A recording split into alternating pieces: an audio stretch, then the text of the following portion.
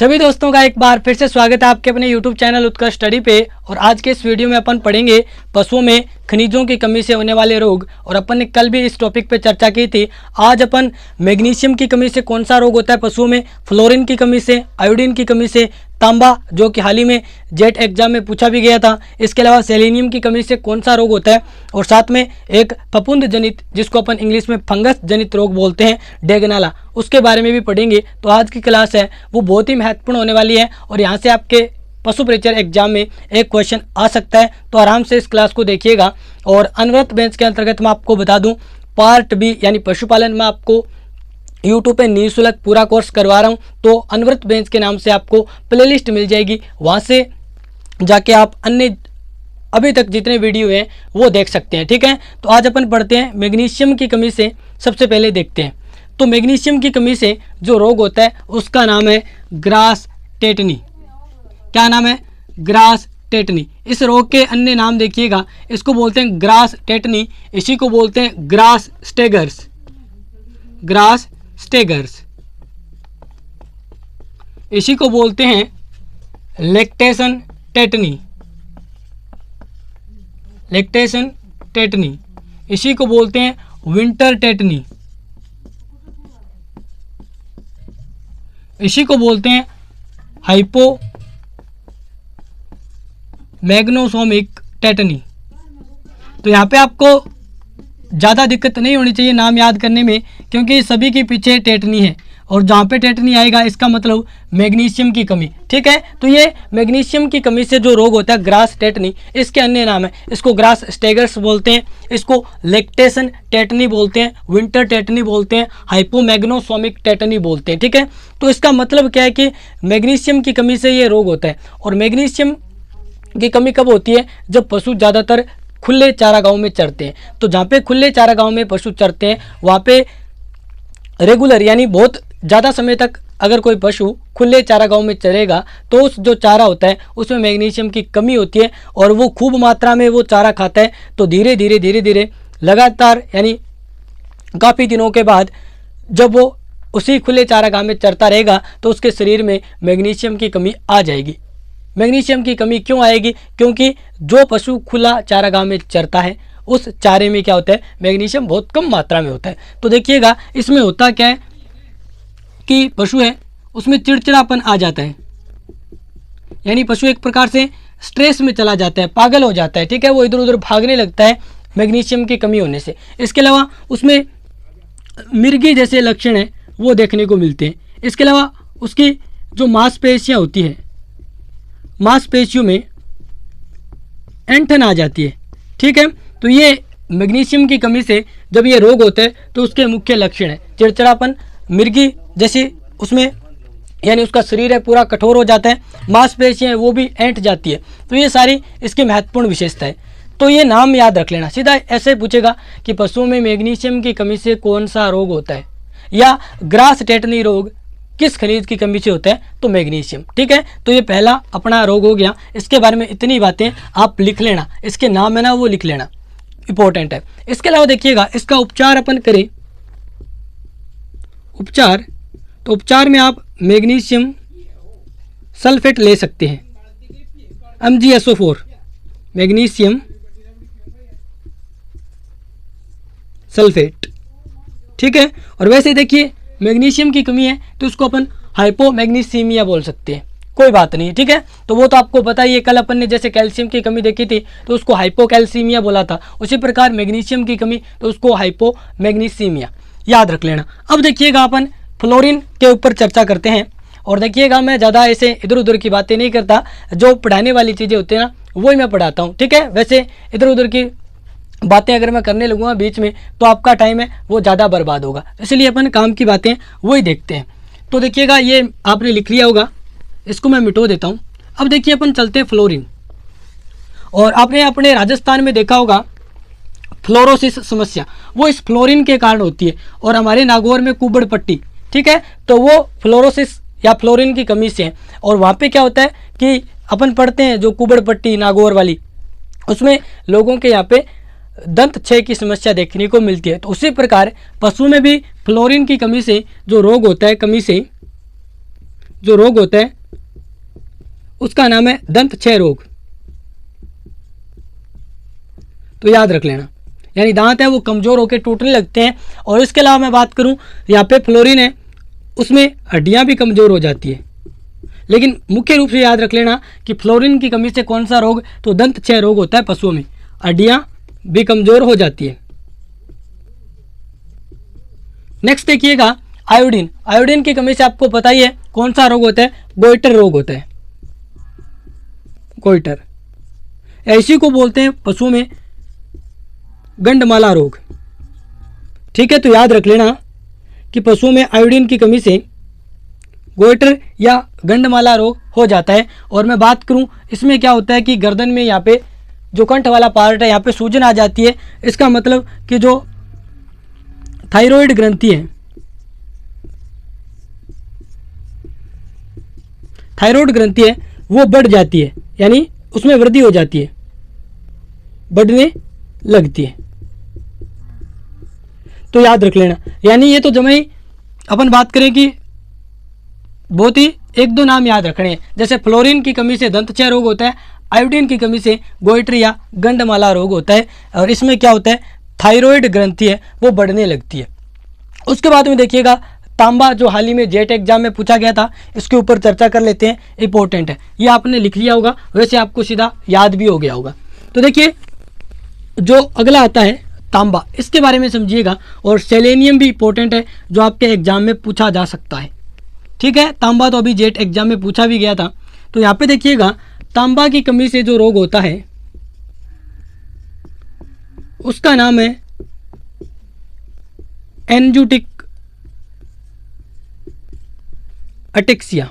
एंजुटिक ataxia, जिसको हिंदी में बोलते हैं गति भंग रोग।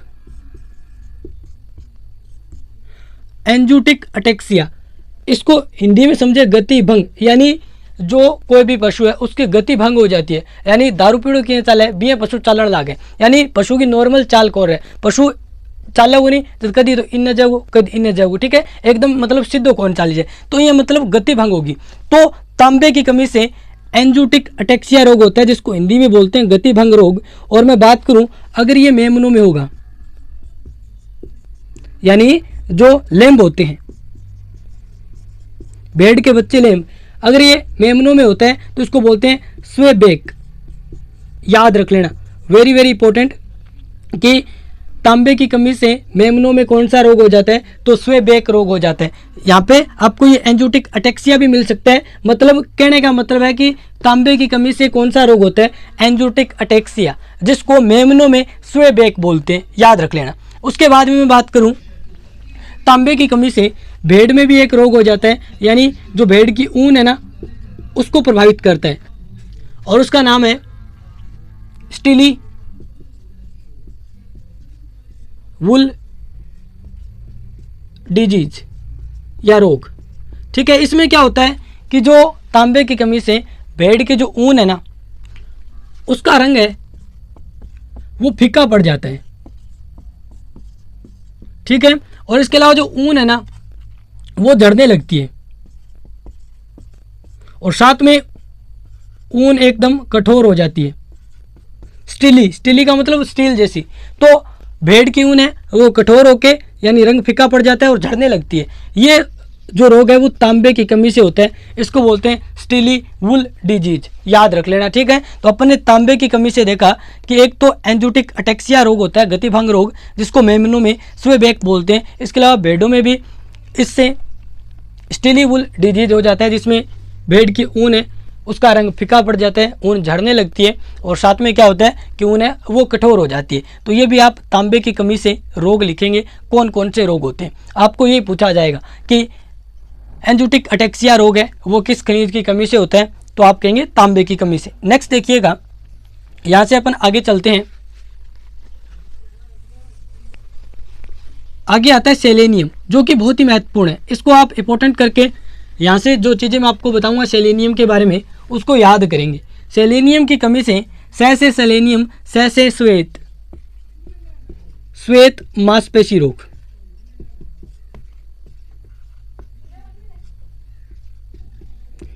वाइट मस्कुलर डिजीज, इसको इंग्लिश में बोलते हैं, लेकिन आपको याद रखना है से सेलेनियम से श्वेत मांसपेशी रोग। ठीक है, अब देखिए इस श्वेत मांसपेशी रोग का ही एक अन्य नाम है। इसमें सबसे पहले देखिएगा, जब सेलेनियम की कमी होती है तो उस टाइम होता क्या है, उस टाइम मांसपेशियाँ वो एकदम कमज़ोर हो जाती है, चाहे वो शरीर की कोई भी पार्ट की मांसपेशी हो वो एकदम कमज़ोर हो जाती है। इसमें हृदय मांसपेशी है वो भी कमज़ोर हो जाती है। तो हृदय मांसपेशी कमज़ोर होती है, इसके कारण इसका एक अन्य नाम भी मिलता है। तो यहाँ पे मैं आपको बता देता हूँ, इसमें जो हृदय मांसपेशी है, इसके अलावा शरीर की कोई भी पार्ट है उसकी मांसपेशी वो भी कमज़ोर हो जाती है। लेकिन यहाँ पे अगर हृदय मांसपेशी कमज़ोर होती है, इस रोग में हृदय मांसपेशी कमज़ोर, तो हृदय मांसपेशी कमज़ोर होने पर हृदय में क्या हो जाते हैं, घाव हो जाते हैं, और ये घाव है ना वो पीले धब्बे युक्त और यानी वह सफेद धारियों के रूप में दिखते हैं।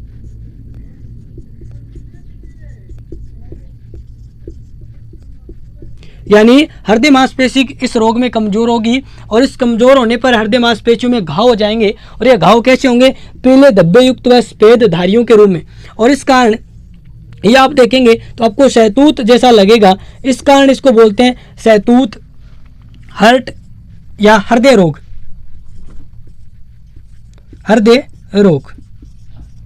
तो याद रख लेना कि सेलेनियम की कमी से श्वेत मांसपेशी रोग होता है, इसी को बोलते हैं शहतूत हृदय रोग। ठीक है, तो आपसे ये भी पूछा जा सकता है। इसके अलावा यहाँ पे देखेंगे कि इसको इंग्लिश में बोलते हैं, शहतूत को बोलते हैं मलबरी, मेलबरी। ठीक है, मेलबरी बोलते हैं इसको। तो मेलबरी हार्ट डिजीज इसको इंग्लिश में बोलते हैं। तो याद रख लेना कि सेलेनियम की कमी से, और ये ज़्यादातर जो हृदय मांसपेशियां कमजोर इस रोग में होती है वो ज़्यादातर सूअर में देखने को मिलती है।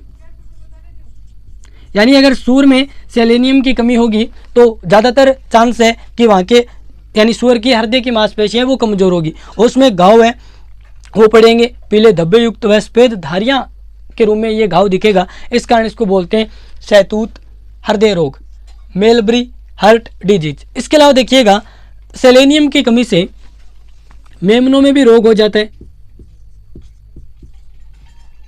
ठीक है, मेमनों में जो रोग होता है सेलेनियम की कमी से, यानी कहने का मतलब है वो श्वेत मांसपेशी रोग है। अगर ये मेमनों में होगा तो इसको अन्य नाम से जाना जाएगा, और वो जाना जाएगा स्टिफ लैम्ब डिजीज। नाम से ही पता चल रहा है लैम्ब आ रहा है, तो इसको हिंदी में बोलते हैं कठोर मेमना रोग।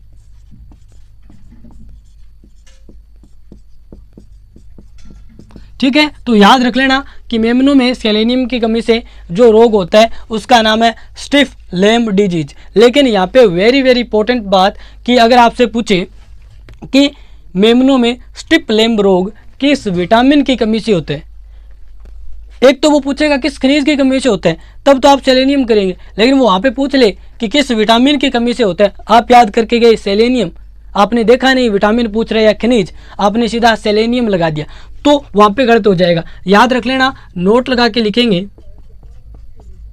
ये जो रोग है ना ये होता है, विटामिन पूछे तो विटामिन ई की कमी से।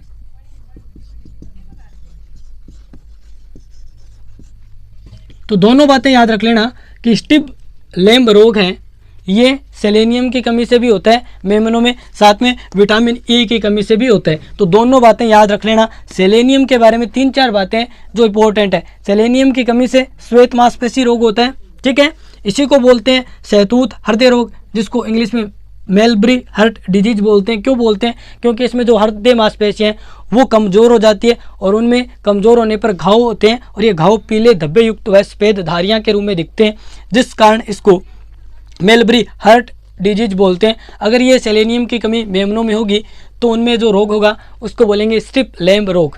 ठीक है, याद रख लेना। और ये विटामिन ई की कमी से भी होता है। इसके बाद में देखिएगा डेगनाला रोग, ये इंपॉर्टेंट है, इसका आप स्क्रीनशॉट ले लीजिएगा। मैं इधर हो जाता हूँ, इंपॉर्टेंट है ये, तो आपने स्क्रीनशॉट ले लिया। अब देखिएगा डेगनाला के बारे में बात करते हैं।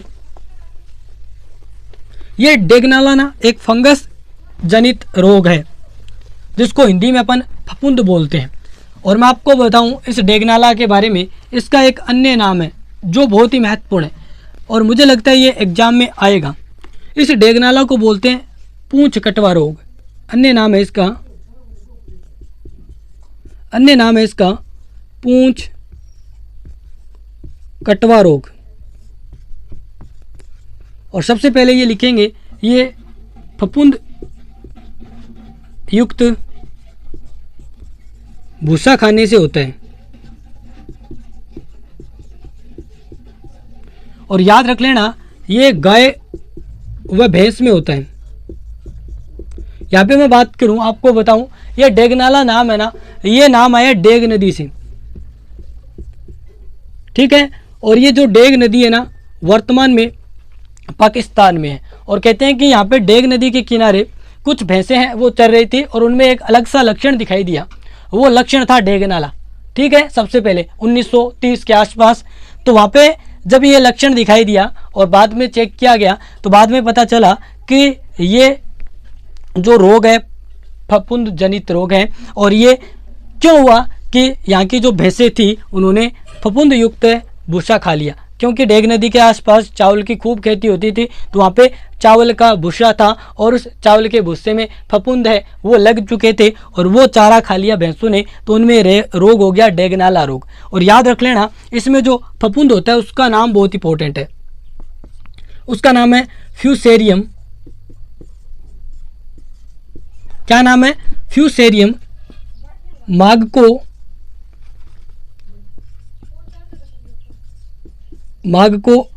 मार्गोटॉक्सिकोसिस, ठीक है। थोड़ा सा बड़ा नाम है लेकिन याद कर लेना कि ये जो डेगनाला रोग है ये फफूंद या फंगस, जिसको इंग्लिश में फंगस बोलते हैं, उसके कारण होता है। और इसमें जो फंगस है उसका नाम है फ्यूसेरियम मार्गोटॉक्सिकोसिस। ये इतना बड़ा नाम है, याद रख लेना। और यहाँ पे डेगनाला रोग में होता क्या है, तो देखिए जब ये रोग होता है ना तो इस रोग में क्या होता है, देखिए पूंछ कटवा, इसका मतलब पूंछ कट जाता है। तो ये जो रोग होता है ना इसमें होता क्या है कि जब ये पशु के ये रोग हो जाता है डेगनाला, तो उसमें क्या होता है कि पशु के जो खुर हैं पूंछ वगैरह यहाँ पे घाव हो जाते हैं। और ये घाव क्या है होने के बाद सड़ने लगते हैं और सड़ के ये जो घाव जहाँ पे हुआ है वो भाग शरीर के अन्य भाग से कट जाता है और अपने आप नीचे गिर जाता है, ठीक है। तो याद रख लेना इस कारण इसको पूंछ कटवा रोग नाम दिया गया था। और ये डेग नदी क्षेत्र में सबसे पहले हुआ था, इस कारण इसका नाम रखा गया डेगनाला। तो याद रख लेना डेगनाला रोग है ये फफूंद या फंगस युक्त भूसा या चारा खाने से होता है।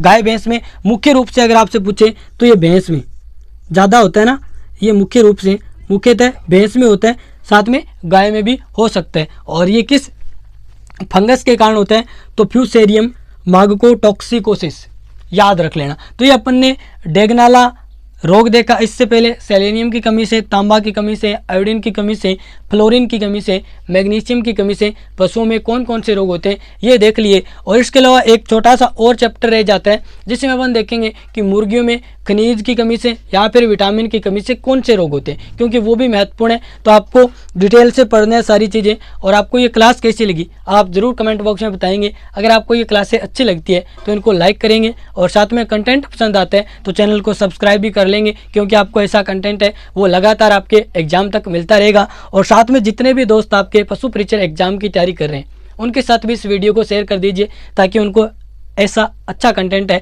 वो मिल सके। तो अपन मिलते हैं कल वाली क्लास में। जुड़ने के लिए बहुत बहुत धन्यवाद।